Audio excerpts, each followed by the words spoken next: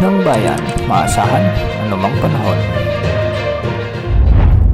Magandang oras po sa ating lahat. Narito lang pinakuling update sa Bagyong Uwan at sa magiging lagay ng ating panahon sa mga susunod na oras. Napanatili ng bagyong ito ang kanyang lakas bilang super typhoon at patuloy ito na kumikilos papalapit sa may mainland Luzon. Huling namatan ang sentro ng Super Typhoon Uwan sa layong 100 kilometers hilaga ng Dait Camarines Norte o 150 kilometers silangan-hilagang-silangan ng Infanta, Quezon Province.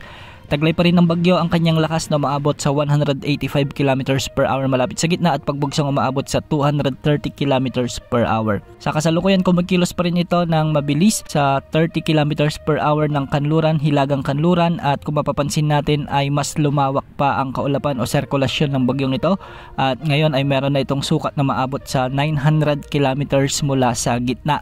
Mapaminsalang hangin at matitinding pagbuhos ng ulan ang inaasahan sa mga susunod na oras, lalo na sa mga lugar na nakataas ang Tropical Cyclone Wind Signal number 5 sa southern portion ng Quirino, ang southeastern portion ng Nueva Vizcaya, ang northeastern portion ng Nueva Ecija, ang central portion ng Aurora, sa may Polillo Islands at ang northern portion ng Camarines Norte. Samantala nakataas naman ang signal number 4 sa southern portion ng Isabela, nalalabing bahagi ng Quirino, ang nalalabing bahagi ng Nueva Vizcaya, ang southern portion ng Mountain Province, ang southern portion ng Ifugao, Benguet, ang southern portion ng Ilocos Sur, sa may La Union, Pangasinan, ang nalalabing bahagi ng Aurora, ang nalalabing bahagi ng Nueva Ecija, ang northernmost portion ng Zambales, ang northeastern portion ng Tarlac, ang easternmost portion ng Pampanga, ang eastern portion ng Bulacan, ang northern portion ng Rizal, ang northern portion at eastern portions ng Quezon Province, signal number 4 pa rin, sa nalalabing bahagi ng Camarines Norte, ang northern portion ng Camarines Sur at ang northern portion ng Catanduanes. Samantala nakataas naman ang signal number 3 sa southern portion ng mainland Cagayan,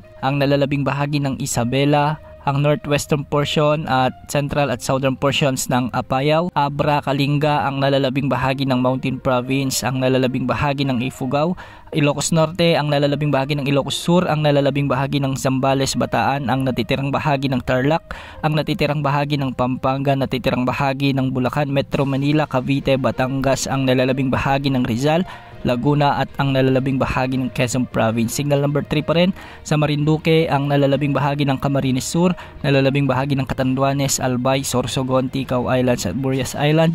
Sa Visayas, signal number 3 sa northwestern portion ng Northern Samar. Samantalang nakatas naman ang signal number 1 at signal number 2 sa nalalabing bahagi ng Luzon at Visayas. Patuloy na maghanda at maging alerto lalo na sa mga lugar na posibleng daanan ng bagyong Uwan. Base sa latest forecast track ng Pag-asa, ngayong gabi inaasahang tatama na ang sentro ng bagyong Uwan malapit sa may Polillo Islands bago ito maglandfall sa kanyang peak intensity sa central portion ng Aurora ngayong gabi o bukas ng madaling araw. Dahil sa malawak na kaulapan na sakop ng bagyong ito, ang eyewall ng bagyo ay posibleng tumama rin sa may Calagwas at Polillo Islands, kaya makakaranas ito ng mapanganib na pagbugso ng hangin at matitinding pagbuhos ng ulan. Pagkatapos nito, tatawirin ng bagyong Uwan ang mga kabundukan ng Northern Luzon at posibleng lumabas ito sa mga kalupaan o sa may coastal waters ng Pangasinan at La Union bukas ng umaga. Sa pagdaan ng bagyong ito, inaasahan na makakaranas ng matitinding at masungit na panahon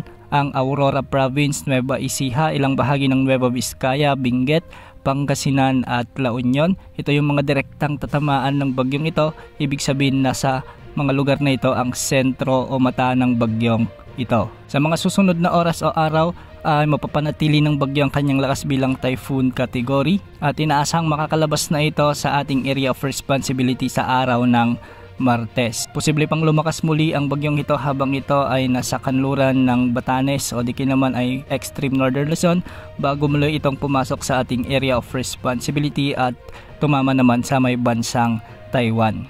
Yan muna ang latest sa lagi ng panahon. Ito po ang weather update ng bayan, maasahan anumang panahon.